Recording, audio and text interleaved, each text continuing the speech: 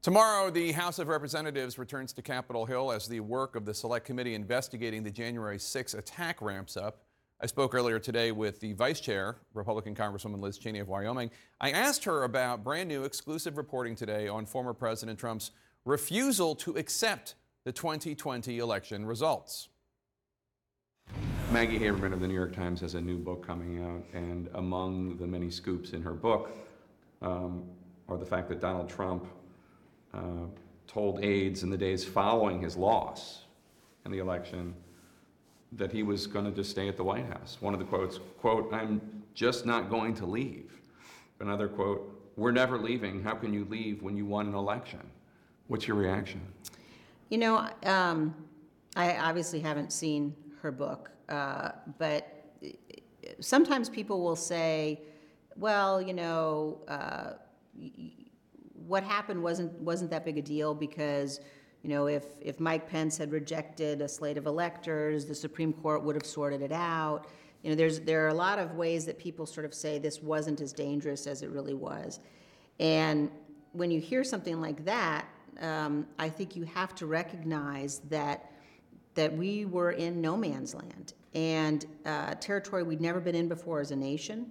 And when you think about, well, the Supreme Court would have sorted it out, you have to ask yourself, but who would have enforced the rulings of the court? And if you have a president who's refusing to leave the White House or who's saying he refuses to leave the White House, then anyone who sort of stands aside and says someone else will handle it is themselves putting the nation at risk because you know, it's clear that when you're at a moment that we faced, everyone's got to stand up and take responsibility. And I think it's not surprising that those are the sentiments that, you know, he reportedly expressed.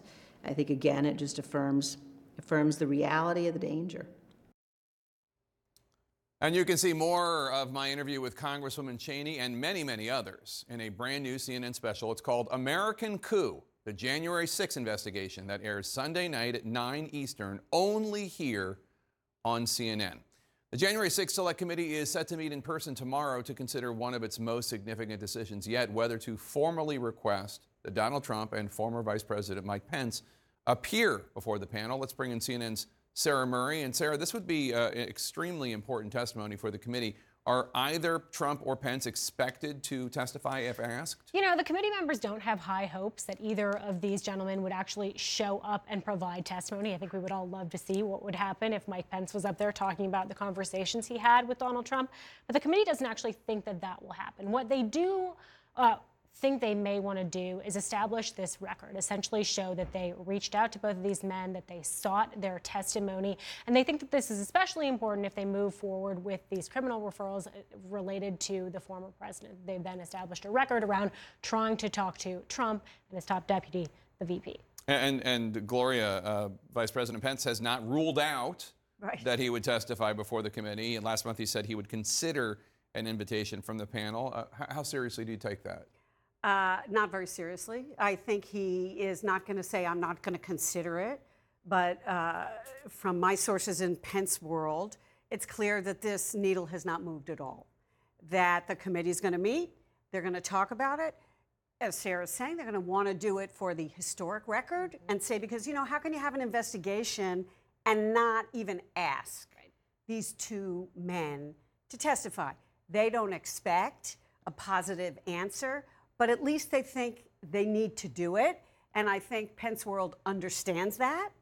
And I think the committee also understands what the answer is going to be. Yeah, and Sarah, committee members have hinted that the panel is going to take a vote and decide whether or not they think there should be a criminal referral to the Justice Department for Donald Trump or anyone else.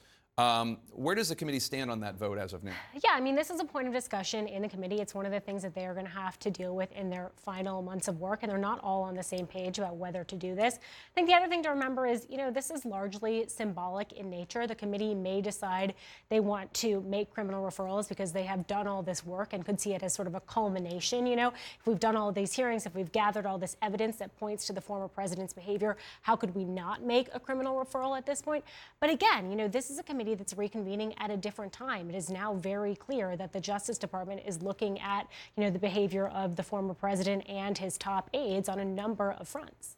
And Gloria, the FBI's search of Trump's Mar-a-Lago estate has significantly changed the political landscape, I have to say, from when the committee held its last hearing in July. Now we have the FBI raiding Donald Trump's home, searching for the home for these classified documents. Do you think that will make a difference in the committee's thinking as they decide whether or not to refer? Yeah, I was talking to somebody familiar with the committee's thinking on this, and that's why they're meeting, because they have to figure out what their narrative is. I think they also, in a way, take some pride in saying, we got this ball rolling because we were interested in what the archives had. And they were all complaining, if you recall, that the Justice Department wasn't doing enough or wasn't doing anything. And now, of course, they don't have that complaint. But in order to have a cohesive narrative that somehow takes Mar-a-Lago into account, even though that's separate from their investigation, is what they're trying to figure out now, because they really want the public to watch. So the Justice Department doesn't have the kind of deadline that the committee probably has. Right. The committee will probably have to fold if Republicans take control of the House in November, which just historically in terms of votes and will probably happen. The Justice Department is still going to be under Biden and Garland likely until, for at least a few more years. But that means that the committee does have, they're working on borrowed time. Yeah. How do they prioritize going forward, knowing that they'll probably have to fold up shop in December? Right. I mean, the reality is there are a number of loose ends the committee has to deal with, in addition to getting their report in order. That's part of what they're working on, is getting this final report done. They're also trying to figure out, there are people that they are probably just never going to hear from. Mark Meadows, Dan Scavino, these witnesses they've called. They also have to figure out what they're going to do about these Republican lawmakers that they've sought testimony from, people like Kevin McCarthy, people like Jim Jordan, Scott Perry, people who, again, are resisting appearing before the committee. So they're trying to figure out how to sort that out, Jake. It does certainly look as though there are a lot of people who are reluctant to tell the truth to the committee. Sarah Murray, Gloria Borger, thanks so much.